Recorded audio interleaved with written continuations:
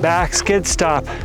Somebody asked me in the comments several weeks ago now about that back skid stop that has become epic because I end a lot of my videos like this. So somebody probably, how do you do that back skid stop? I just take it for granted as a really easy way of stopping, but for me, after having skated for so long, it is easy. But if you're not used to that particular stop, maybe it would help if I shed some light on how to do it.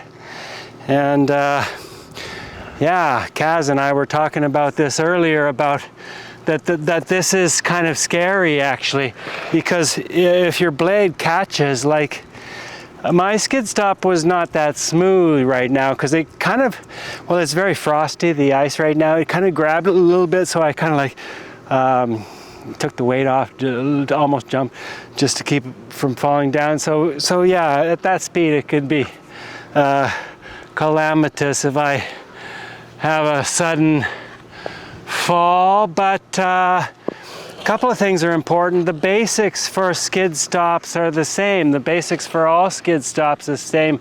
If you want to stop on a straight line, you put your skidding foot at a right angle to your direction of travel. So your skates are in a T position when you're doing your stop. Beginners learn this stop, or even, you know, this stop.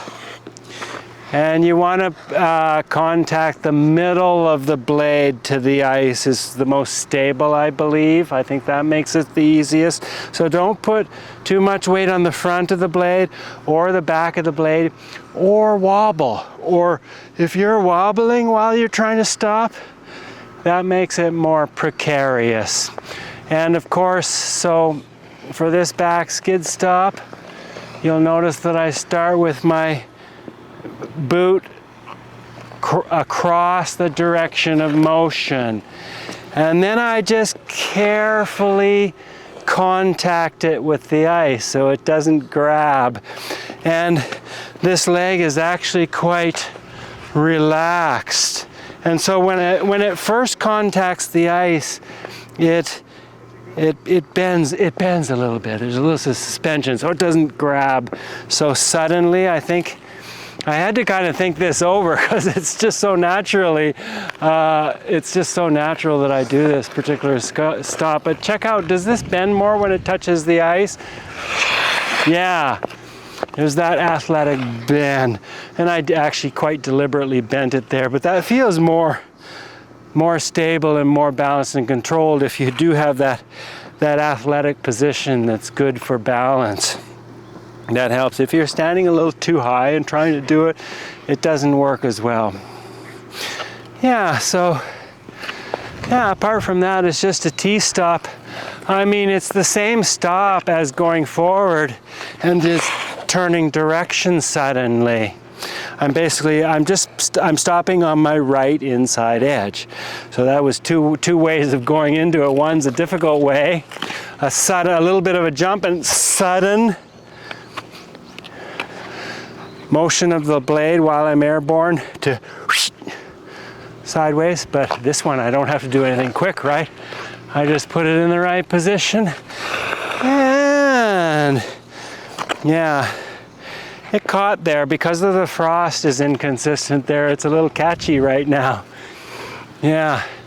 So when you're going to do this, practice this, you know, you have to be able to be comfortable on gliding on one foot to do this stop. Actually, there is that. So because I have to be on one foot gliding, get in position, and then stop. So you do have to have the control to be able to glide. So maybe that's a good thing before even thinking about the stop. Practice gliding backwards on one foot on a straight line. Just practice that exercise.